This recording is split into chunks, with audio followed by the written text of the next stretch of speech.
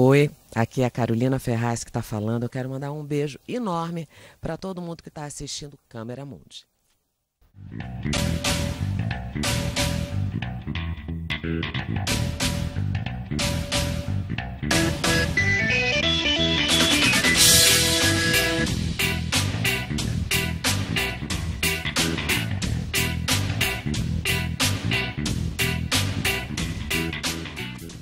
Essa é uma história, eu suponho, sobre o fracasso da inteligência.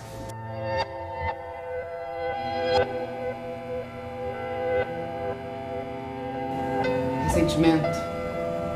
Estou me envenenando. Ela examinava essa emoção e pensava que era absurdo, mas o fato é que sentia.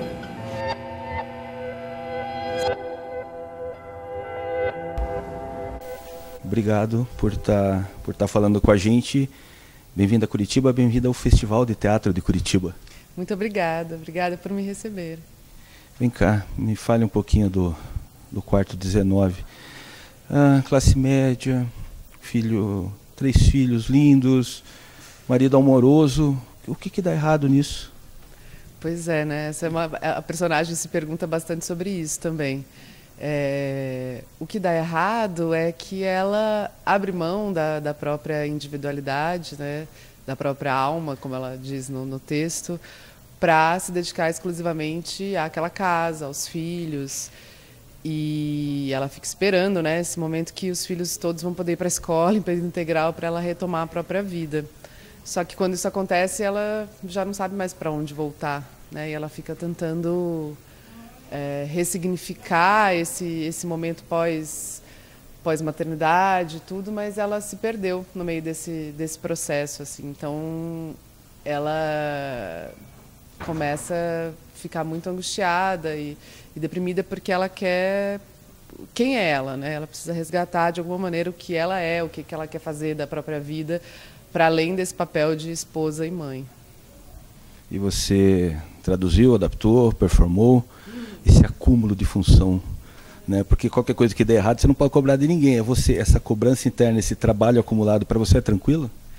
Olha, foi muito especial. A direção foi do Leonardo Moreira, né? Mas no tempo que a gente ficou meio esperando a peça acontecer, eu traduzi o conto do inglês para o português. E foi muito bom esse processo para mim, porque eu fiquei muito tempo com o texto, né? E traduzia também, de alguma maneira, escolher, né, as palavras que você vai dizer. Então, e adaptei para a peça para cá, para esse momento, para o Brasil. Então, o texto acabou ficando muito meu também. E aí, quando chegou no momento de decorar e performar, eu estava muito íntima do texto. Eu acho que isso me ajudou bastante também a interpretar e contar essa história para o público. Sorridente, responsável, sentindo como se a pressão daquelas criaturas, 3 crianças esfuziantes, e o seu marido fosse com uma pressão dolorosa na superfície da sua pele, como uma mão pressionando o seu cérebro. Então ele perguntou se ela queria o divórcio. O Leonardo Moreira, assim, vocês já tinham feito o Jardim juntos. É um prazer trabalhar com ele. É a pessoa que você queria para o projeto? Sim, sim. Eu nem conheci o Léo na época, a gente acabou trabalhando no Jardim depois que eu fiz o convite do Quarto 19, mas eu assisti algumas peças dele em São Paulo e pensei, nossa, acho que ele que é o cara que tem que dirigir o Quarto 19, pela maneira como ele pensava em encenação e texto. Achei que tinha muito a ver, me identifiquei muito com o trabalho dele. E aí convidei ele para dirigir o Quarto 19, a gente começou nesse processo de inscrever em editais, e aí ele me chamou também para trabalhar no Jardim, fazer uma preparação com os atores, fiz assistente de direção, depois substituí os atores também, as atrizes que precisaram sair. Então aí a gente aprofundou também a nossa troca e a gente se dá muito bem, assim, a gente pensa muito parecido, foi um processo muito tranquilo, assim, eu pensava uma coisa, ele já tinha pensado a mesma coisa, foi muito tranquilo o processo de criação, assim, foi muito bonito. Como é que foi essa transposição para o online? A gente estreou em 2017 no Sesc Pinheiros, em São Paulo. Então a gente já fez várias temporadas em São Paulo, em outros lugares também do Brasil. E aí, em 2020, a gente fez uma versão online para o Sesc. foi uma aventura, assim, né? Porque é uma peça, é um monólogo, uma peça que eu falo muito com as pessoas, troco muito com a plateia e com a reação das pessoas. Então, eu fazer para a câmera sem saber como é que aquilo estava chegando foi bem diferente, assim.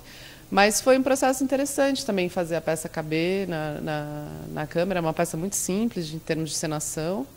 E aí a gente acabou usando a câmera como um confessionário mesmo, né? Então, como se ela contasse isso olhando mesmo na lente da câmera e pensando que tem alguém ali ouvindo o que ela está contando, assim. Acho que foi... Claro que sempre perde, porque eu acho que a peça foi criada para o palco e isso perde bastante, mas eu acho que deu para contar a história. Mas você acha que não veio... Vai ter que dar adaptar de alguma forma? Você acha que isso não veio para ficar agora? Essa forma também de... Porque eu vejo assim, não é todo mundo que vai no teatro, muito poucas pessoas, né? E online atinge todo mundo. Atinge o Brasil inteiro. O cara mora numa cidadezinha pequenininha que não tem nenhum mercadinho, né, direito, ele pode assistir. Não, isso com certeza.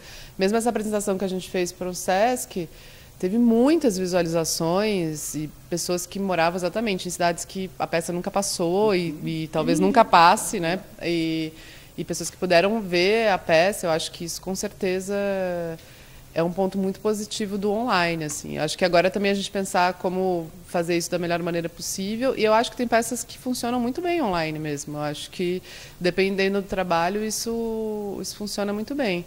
Eu acho que tem a coisa de você estar junto ali com as pessoas, respirando. O teatro, ainda mais hoje em dia, que é tudo online, streaming, e séries e não sei o quê. Eu acho que cada vez mais você estar de frente com uma pessoa falando ao vivo com você vai ser cada vez mais especial, sabe? Mas eu acho que a gente tem que aproveitar a tecnologia e esse movimento que a gente foi forçado a fazer por conta da pandemia, e também para abrir outras possibilidades de formação de público, né, de chegar em lugares que a gente não chegaria. Pois é, porque eu que filmo cultural, show e teatro. O teatro não foi feito para filmar. Eu filmo, depois tira trechinhos, fica ótimo, perfeito, faz aquele movimento de câmera. A peça inteira não funciona, né? O teatro não é feito para TV. Não. Mas acho que agora vai ter que... não sei. Eu acho que agora também tem coisas que... Acho que tem alguma coisa híbrida, assim, que as pessoas começaram a encontrar na pandemia, que é entre o teatro e o cinema, né? Entre o teatro e a TV, que eu acho que pode ser interessante mesmo, né? Mas, assim, uma peça inteira filmada, ela eu acho chato de ver, assim, porque você não está vendo ali de frente, com a pessoa ali na sua frente. E cenário, iluminação, não é feito para... não é, né? E a coisa da edição... que às vezes também você edita, mas a pessoa que está assistindo está editando ela mesma, né? Ela está olhando o que ela quer olhar, né? Então tem um pouco isso, assim. Mas eu acho que a gente também tem que pensar as duas coisas. É muito bom estar de volta no presencial e eu acho que tem coisas que podem continuar acontecendo no online também. Amanda, obrigado, tá, por ter cedido o teu tempo para falar com a gente. E você está em cartaz hoje e amanhã? Isso. Hoje e amanhã às 21 horas no Sesc da Esquina, quarto 19. Obrigada por me receber, Fábio. Eu espero vocês lá. Tem que ver, imperdível.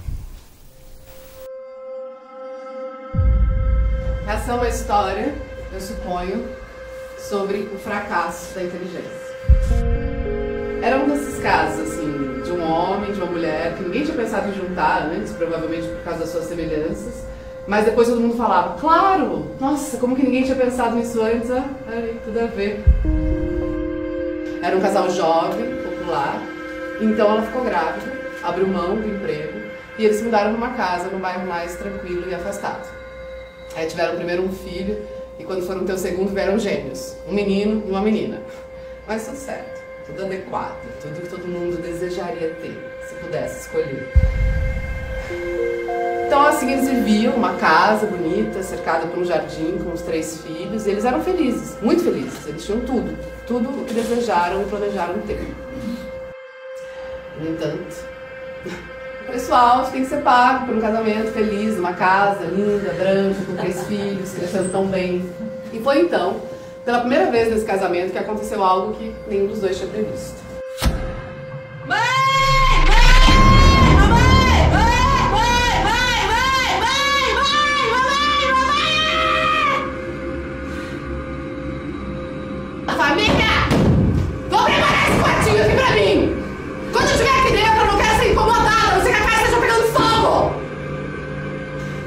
se viu do lado de fora de uma agência que anunciava quartos para alugar. Ela pensou que ela podia alugar um quarto, ela podia se sentar sozinha num quarto alugado 2 ou 3 vezes por semana.